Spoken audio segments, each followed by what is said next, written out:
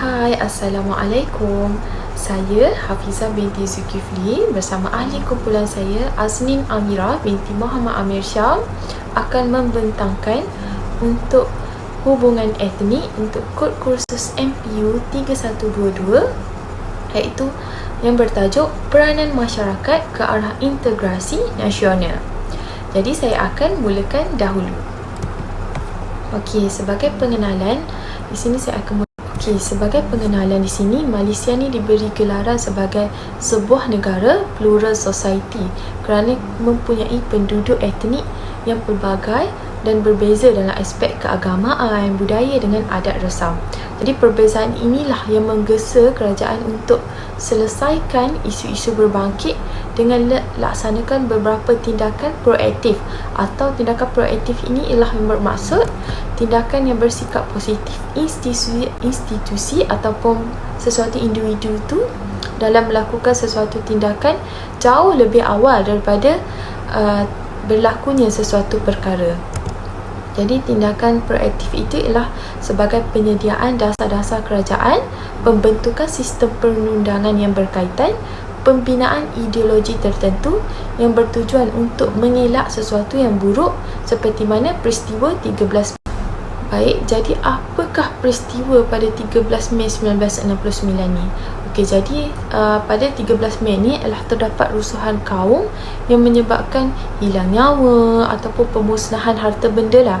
Jadi sebab apa rusuhan kaum ini ialah persefahaman politik antara kaum Cina dengan India yang menyebabkan jurang yang ketara dapat dilihat pada ketika itu. Jadi pengajaran daripada 13 Mei ini ialah perlu rapatkan jurang antara kaum dengan semangat cinta akan negara ni supaya kita antara kaum ni tidak bergaduh antara satu sama lain. Jadi parti-parti politik pada ketika itu telah mengambil inisiatif untuk melakukan kempen dan perhimpunan. Baik, seterusnya kita pergi pula kepada kemajmukan masyarakat.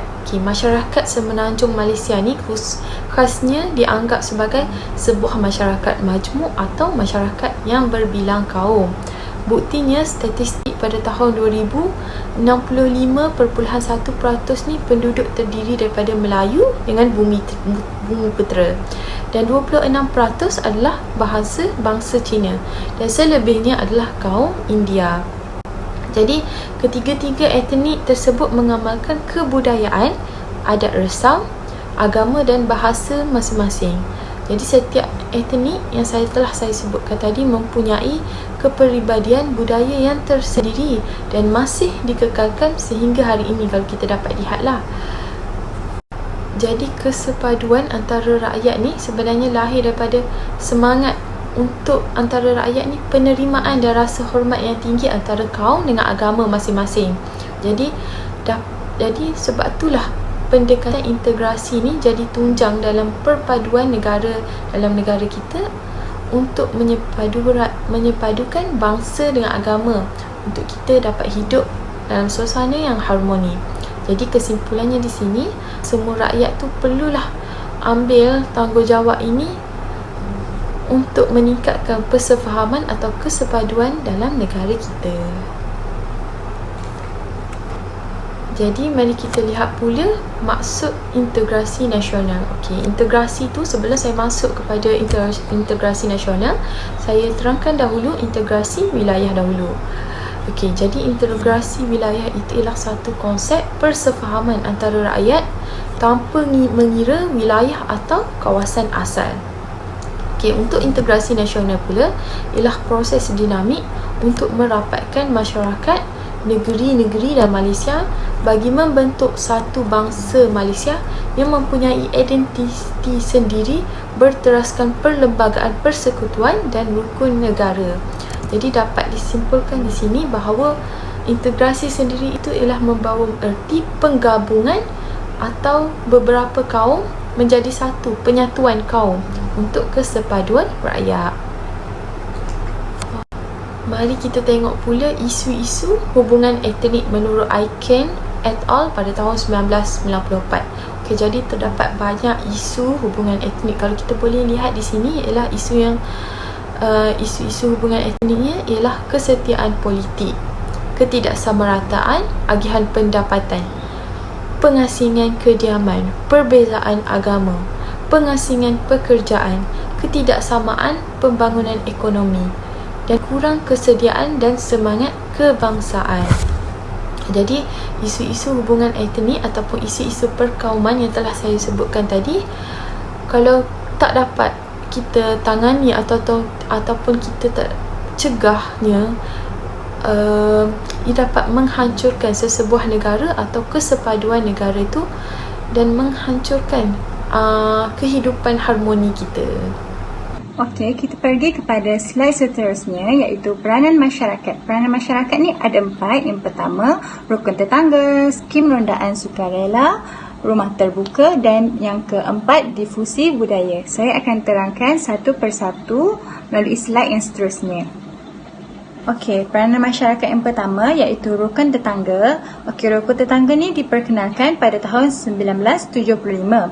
Okey, apa tujuan dia dan apa matlamat rukun tetangga ni dibina? Okey, rukun tetangga ni matlamat dia adalah untuk memelihara, meningkat dan mengukuhkan perpaduan rakyat dan integrasi nasional selaras ataupun selari dengan dasar-dasar kerajaan berlandaskan perlembagaan, persekutuan dan rukun negara.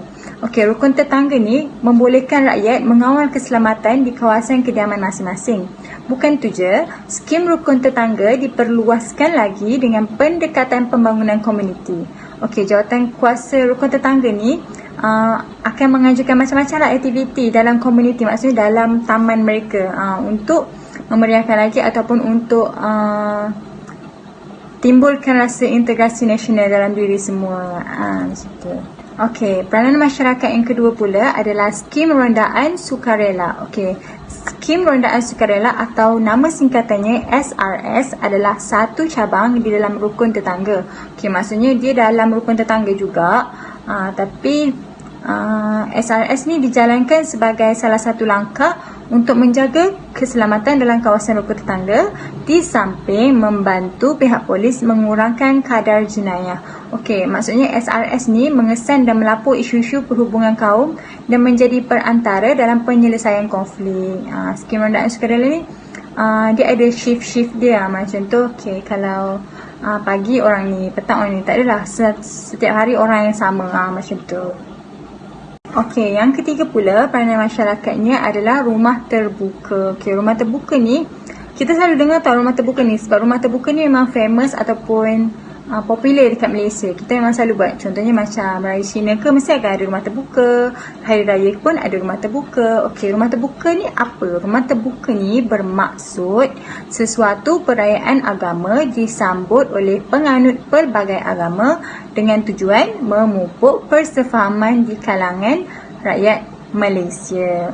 Okey, rumah terbuka ni bukanlah bertujuan untuk mengembangkan agama kepada penganut agama lain. Tak, dia bukan macam kita nak sebar-sebar agama. Contoh agama Islam nak, agama Kristian nak sebar agama dia dekat, bila buat rumah terbuka ni nak sebar agama. Tak, rumah terbuka ni, amalan rumah terbuka ni bertujuan ataupun function dia adalah untuk memberi kefahaman kepada rakyat bukan Islam tentang nilai hidup ajaran Islam yang menganjurkan sifat berbaik-baik sesama manusia. Jadi amalan rumah terbuka ni sesuatu yang unik bagi Malaysia, telah mendorong menyumbang kepada keamanan dan kebaikan keadaan dalam negara kita. Okey, bukan tu je.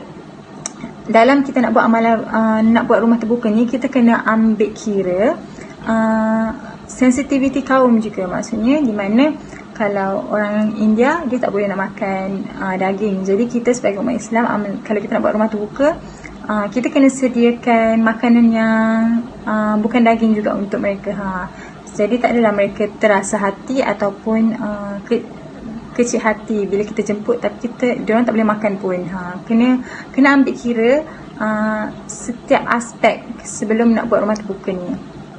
Okey, yang keempat pula adalah difusi budaya. Difusi budaya ni adalah proses-proses penyebaran unsur-unsur budaya dari individu kepada individu yang lain ataupun dari satu masyarakat ke masyarakat yang lain. Okey, maksudnya difusi penyerapan budaya selalunya berlaku secara sukarela. Macam kita tak sedar pun benda tu jadi. Okay. Contohnya macam difusi budaya ni dia berlaku melalui unsur-unsur kesenian dan keagamaan. Okey.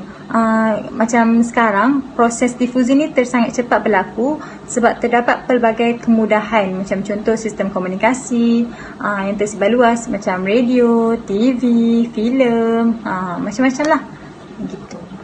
Okey, kita pergi kepada slide yang seterusnya, dan yang terakhir sekali adalah kepentingan integrasi nasional kepada masyarakat ataupun negara. Okey, yang pertama adalah kita dapat timbulkan atau pupuk masyarakat yang saling bantu-membantu. Okey, yang kedua, negara akan bertambah lebih stabil. Dan yang ketiga, memastikan kelangsungan perpaduan antara kaum. Seterusnya, menjadikan negara maju seperti negara lain. Okey, bukan tu je, dapat memastikan hak-hak sosioekonomi dipenuhi secara adil. Seterusnya pula, kita dapat berfikiran positif. Macam mana kita nak timbulkan berfikiran positif tu? Macam contoh, kita buat amalan rumah terbuka. Daripada amalan rumah terbuka tu, kita dapat bersikap positif dari segi macam macam ni rupanya agama Islam buat macam ni. Kita akan timbul, kita akan fikir benda yang baik-baik je tentang agama-agama lain. Okay. Menggerunkan anasir luar pun merupakan kepentingan integrasi nasional. Seterusnya, asas pembangunan negara. Dan akhir sekali, keperluan hidup bermasyarakat. Kenapa saya cakap kepentingan integrasi ni merupakan keperluan hidup bermasyarakat? Okey, sebab masyarakat kita ni, kita akan sentiasa memerlukan each other. Maksudnya memerlukan masing-masing. Kita akan sentiasa perlukan orang dalam hidup kita. Jangan cakap yang kita tak perlukan orang. Kita sentiasa perlukan orang sekeliling kita. Jadi kita kena sama-sama faham dan sama-sama saling bantu-membantu. Okey? Okey, sekian. Terima kasih. Itu saja daripada saya, Azlin Amira dan Hafizah. Assalamualaikum.